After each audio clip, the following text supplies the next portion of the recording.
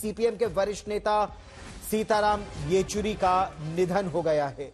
दिल्ली के all India institute of medical sciences में उन्होंने अंतिम सांस ली।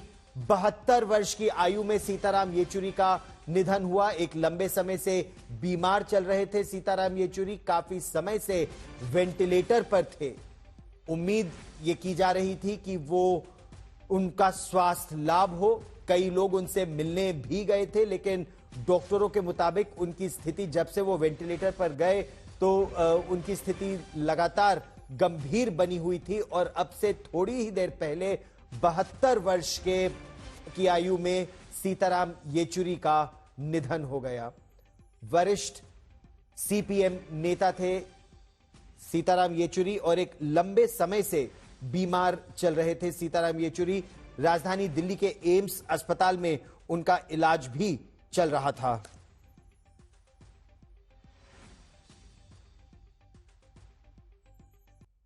सीताराम येचुरी से मिलने के लिए उस समय कई नेता भी गए थे, स्वास्थ्य लाभ जानने का प्रयास किया था। उनका मेडिकल बुलेटिन एम्स ने जारी भी किया था कुछ समय पहले, जहां उनकी स्थिति गंभीर बताई गई थी जब वो वेंटिलेटर पर थे।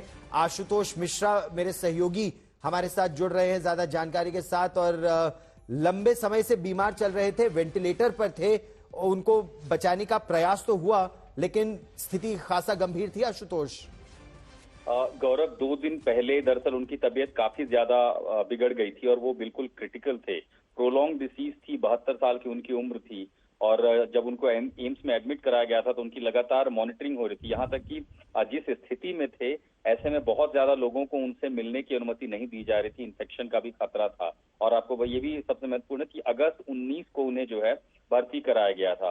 तो प्यूनिमिया ये चेस्ट इन्फेक्शन जो होता है तो उनके फेफड़ों में इन्फेक्शन हो गया था। प्यूनिमिया जैसे सिम्टम्स थे तो उसके बाद उनका इलाज चल रहा था और उसके बाद परसों से उनकी तबीयत काफी ज्यादा बिगड़ी थी और उसके बाद वो रेस्पिरेटरी सिस्टम पर वेंटिलेटर के साथ रखे गए थे। और अब से लगभग 30 मिनट पहले डॉक्टरों ने उनके परिवार को और बाकी लोगों को जानकारी दी है कि उनका निधन हो चुका है।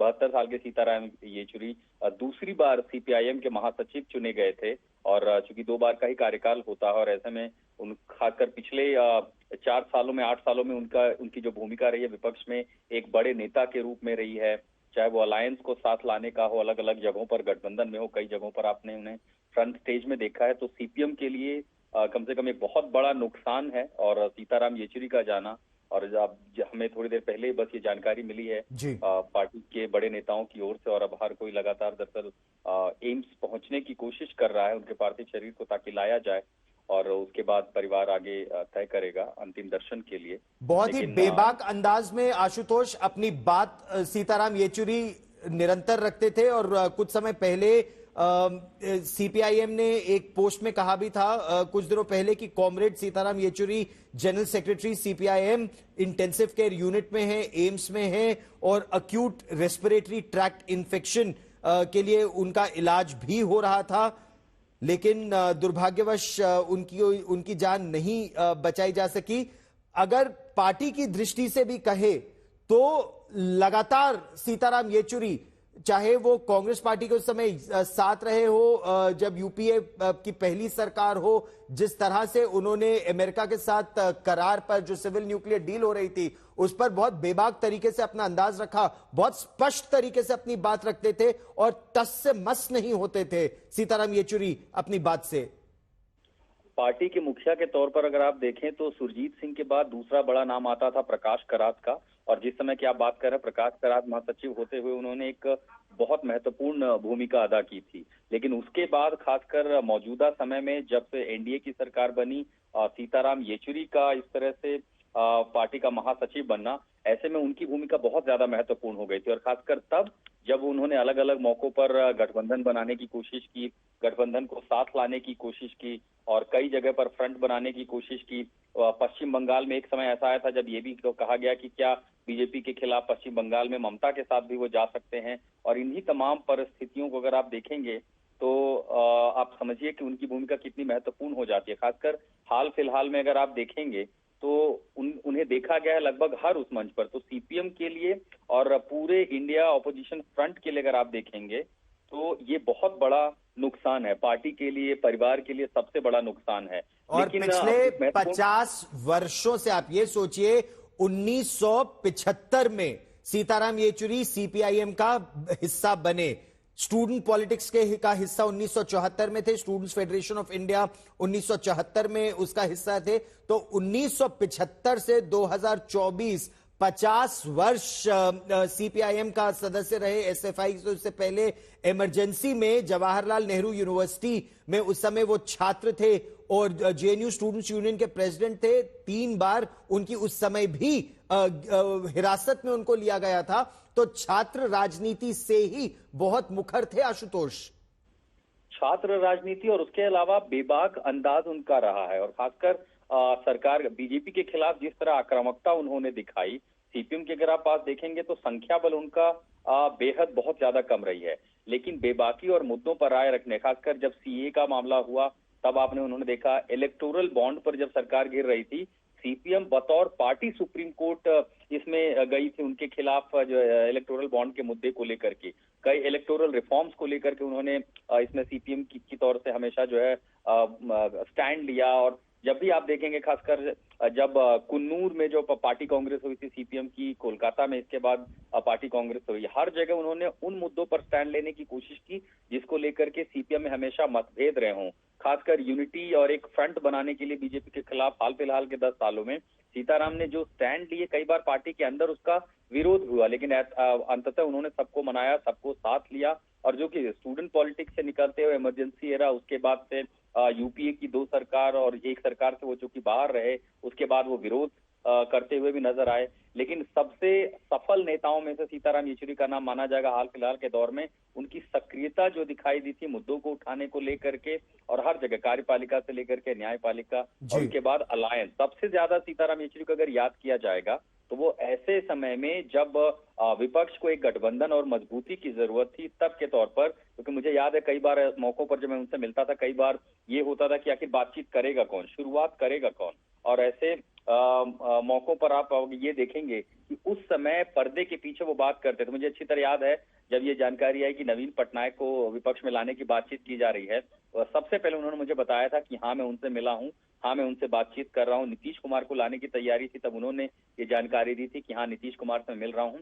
कई बार ऐसी जानकारियां सामने नहीं आ सकती थी, लेकिन वो बताते थे कि आखिर पूरे विपक्ष में कौन सा ऐसा चेहरा है जो पर्दे के पीछे से काम कर रहा है।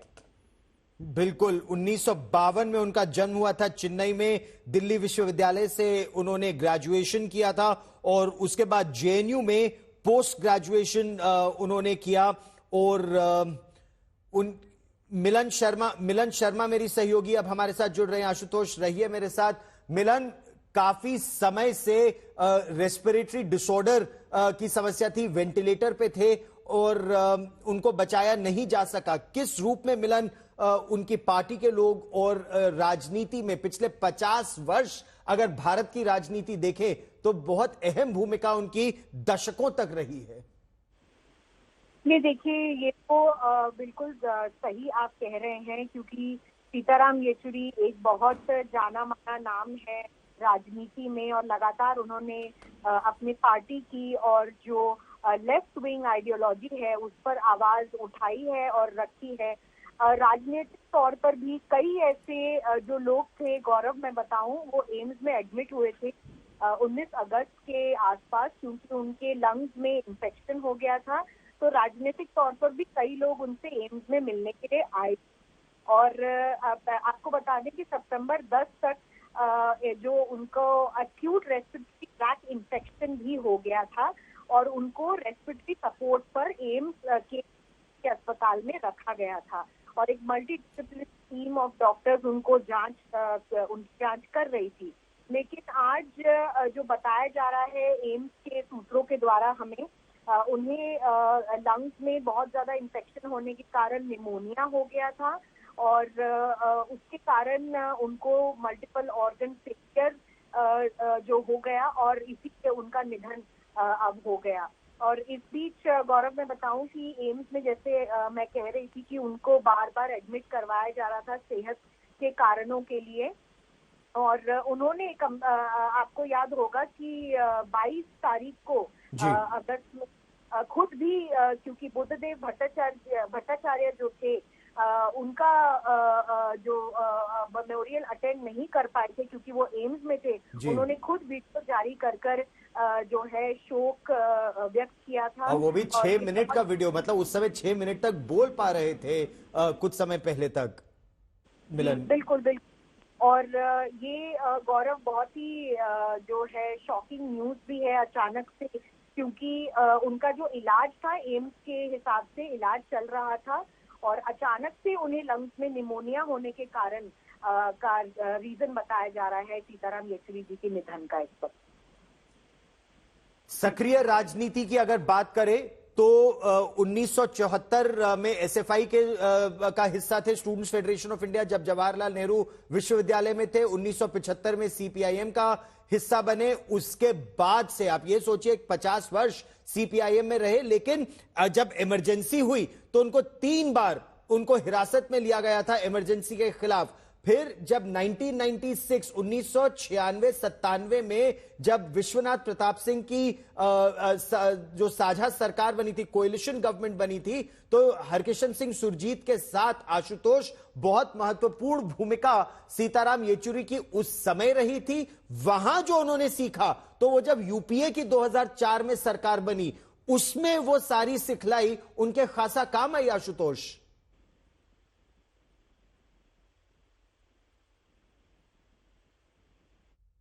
आशुतोष से एक बार फिर संपर्क साधने का प्रयास करेंगे।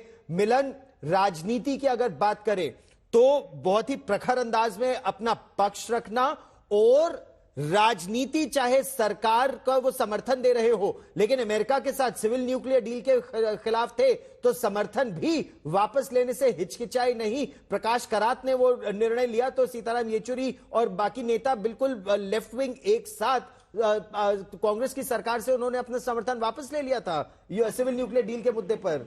मिलन, देखिए बिल्कुल गौरव, जैसे आप बता रहे हैं उनका जो करियर रहा है, राजनीतिक करियर रहा है, बहुत इलस्ट्रस रहा है। और जैसे आप कह रहे हैं कि उन्होंने कभी अपनी बात सामने रखने से वो हिचकिचाए नहीं, भली लेफ्ट विंग आइडियोलॉजी के एक बड़े जाने माने वो पॉलिटिशियन रहे। उन्होंने कई किताबें ऐसे लिखी जो सैफरन ब्रिगेड नामक किताबें लिखी, जो बाबरी मस्जिद जो था उसके डेमोलिशन के बाद एक उनका जो बेस्ट सेलिंग वर्क भी माना जाता है। इंटेलेक्चुअली एलीट माने जाते थे, लेकिन क्योंकि उनकी जो लेफ्ट विंग आइडियोलॉजी थी इससे वो हमेशा जो देश में जो निचले वर्ग के और समाज के कार्य थे उससे जुड़े रहे। हालांकि उनके व्यूज रैडिकल थे। आपको याद होगा कि उन्होंने एक बहुत महत्वपूर्ण रोल भी निभाया। नेपाली जो माओइस्ट थे उनको पार्लियामेंट्री डेमोक्रेसी को अपनाने में एक उनका जो साझा रोल रहा, ऐतिहासिक तौर पर देखें तो इन सब कार्यों में भी उनका बहुत ज्यादा योगदान रहा। और जाहिर सी बात है कि राजनीतिक स्तर पर आज एक क्षति है, क्योंकि उनके ना होने से हम देखते हैं कि जो left wing ideology of politics है उसमें जरूर एक जो है कमी आज पूरी नहीं हो पाएगी, और एक बहुत बड़ी कमी वो छोड़कर जा रहे हैं। गौरव, निश्चित तौर पर, और जिस अंदाज में सीताराम येचुरी अपना पक्ष रखते थे, जो उनकी जो सोच थी, जो उनका मानना था, अंकुश लगाने में सरकार पर बहुत महत्वपूर्ण भूमिका उनकी रही थी।